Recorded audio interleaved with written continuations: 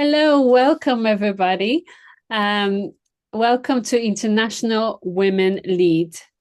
We are celebrating achievements and showcase acceleration and taking action of women in business and in health and leadership. Today, we are so proud to and honored to have Marti Outlet, a transformational coach and trainer, speaker, and an emotional intelligence expert. Hello, Marti. Hi, Edith. Edith, thank you so much for having me today. I've missed you. So, those who don't know, Edith was my student in a leadership program. Yeah, and I just want to share how proud I am of you, amazed at your transformation, how just how extraordinary your development, how you've blossomed, how you've come out of your shell, how brave and courageous you are, and how you are such a stand for women around the world to do the same, to really use their voice, to be in their power, because women are what's going to change the world. It is women that are going to change the planet. And 100%. thank you for being a leader.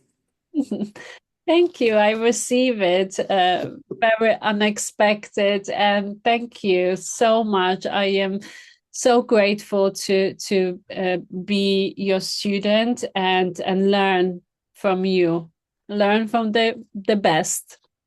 Awesome. So So, tell go us ahead. a little bit about yourself, we were talking earlier about your latest achievements and latest breakthroughs. Yeah. So I am an emotional intelligence expert. So people often ask me, what does emotional intelligence mean? And it is about understanding your own feelings, why you have them, what they are, what they mean, how they impact your life. Um, we are constantly, from the minute we're born, we are constantly behaving a certain way and getting feedback, right? So I cry, mom comes to get me. I cry this way, mom comes and feeds me. As I'm growing up as a toddler, oh, look, I start to walk, everybody's screaming with joy. So I'll do it again, right? Oh, I fall down the stairs, everybody comes running to help me. We are constantly in that world. There comes a point where I like to think of this as really the instigator of transformation. Like, wait a second, I keep doing all these things and expecting things to come back to me. Some of them aren't good, right? And I have this expectation on the world and how it's going to show up, but I never look at how I am showing up in the world. So intelligence is about understanding how I am being perceived in the world.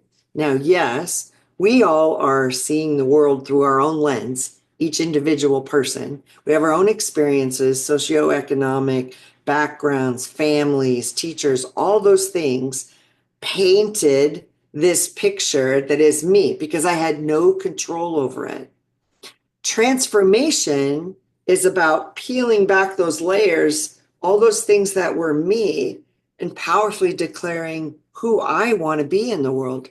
So I'm no longer going to act, so do, be, and hope to have something, right? Now I'm going to start being what I want. So emotional intelligence is about understanding, how are people perceiving me? And how is this conversation impacting me and impacting them? So I'll give you a for instance. Let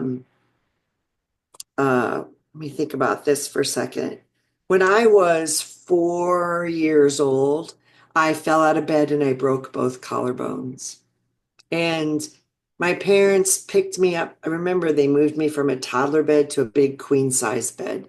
And I remember saying to my dad, I don't even know if I said it, because I think when you're a child, you don't know if you said it in your head or if you said it out loud. This is scary. I'm too small to be in this big bed. So when I fell out of bed, they came and they put me back in bed. I remember crying. My mother wanted to take me to the hospital. My father said, she's fine. She's fine. She's fine. She's just scared. She'll be fine. He kept telling me, you're fine. I'm like, no, no, no. I remember him getting angry and saying, stop crying or I'll give you something to cry about. And they went out of the room and they shut the door. And I could hear the conversation going on between my mom and dad, and my father being angry with my mother for insisting on taking me to the hospital. And whenever you, and she would, how do I say this? She would argue with him, he would just get louder until she quieted her voice, which is what I was doing, right? Crying, and he's shutting me down. So, not up until recently, up until my own start, when I stepped into transformation, I didn't realize how much I was silencing my voice, how people would get louder and I would just shut down. Or I didn't think my voice mattered. Like it wasn't, I would take the direction from someone else who was louder, stronger. I want to say boisterous. I don't know why I'm saying boisterous, but that person who I perceived had power over me. So now come what, 56 years later, I'm in a corporate role and I'm noticing I'm not stepping into that bigger role in the company. I am taking on more work. I am taking on more work, taking on more hurt and pain, working 50, 60 hours a week, and hoping that somebody is going to notice my value because I don't notice it for myself or use my voice to advocate for myself to get that position. Just kind of over here hoping somebody will notice, right? Yeah. So Knowing. so that carried, and now once I understood that, I could go through my whole life and see where I didn't use my voice there. I didn't use my voice. I was pissed off on the tennis team in high school because I was the best tennis player on the team, so much so when we practiced, my coach made me go hit the ball against a wall and not against the other players because I would just beat them. I would just kill them, right? And so, but I didn't use my voice. I just quit. I just walked away. I never told my parents. I never said anything to the coach. I just walked away instead of using my voice. So, emotional intelligence, transformation is about understanding all the stories we made up about ourselves. Nobody told us we were this. Something happened and we made up a story about ourselves. I'm too dumb. I'm too small. I'm not smart enough. All these things happen not because your parents are horrible people, not because the teacher was mean. Something happened and they made a statement and your child brain interpreted it a certain way. The reason I say child brain, you couldn't take a brain out of an infant and put it in the brain of the adult and ask it to do the same thing. Meaning you don't have a brain that understands at the adult level, at the child level. At the child level, when I'm acting a certain way, I think I'm causing that behavior. That was a lot to say. That was a total mouthful. Does that make sense to you, Ada? Yes, it does. Totally. 100%. Yeah. So we don't even know, we until you start to understand emotional intelligence and how we're showing up and the stories we're making up and how we're impacting the world and how not just the world because that sounds so vague, like how my presence and my behavior is impacting you, until we get into that space and be open to feedback, you're going to be on that hamster wheel over and over again, doing the same thing, trying to create a result in your life that's not going to happen because you're not open to the feedback of how I'm being. So here's what's pinging me in my head right now. I'm highly intuitive. Somebody's saying to me, dating apps, dating apps, dating apps. So I don't know why, because I've never used a dating app, but I'm like, like I have friends that, well, my daughter was in a dating app for a while, and like she's like, do people know? I remember having asking this question. Do people know how many times they're swiped no? Like that would be feedback, right? Mm. You just know if you're in there or not. And she said something like, well, wouldn't feedback be how many dates you're going on? I'm like, but you're going on dates and they're crap. Like they're crap. Like, so imagine a dating app that actually gave you feedback. Like you could modify your profile. You could offer to have a phone conversation. Like you could change the way that you interact with the app, which actually is changing the way you interact with people. So imagine if you went to your coworker here, and here's my suggestion. Go to a sibling, go to a friend and ask them, hey, Edith, I really want to be in a 10-10 relationship with you. And what that means is I'm in it for you all the time. I'm honest, I'm open, I'm caring, and I love you. And I'm always here for you. Do you feel that from me? And ask somebody on a scale of 1 to 10, where would you put me? And be open to it. You cannot respond. You cannot say, because you never know what they're going to say. You can't respond to it except to say, thank you.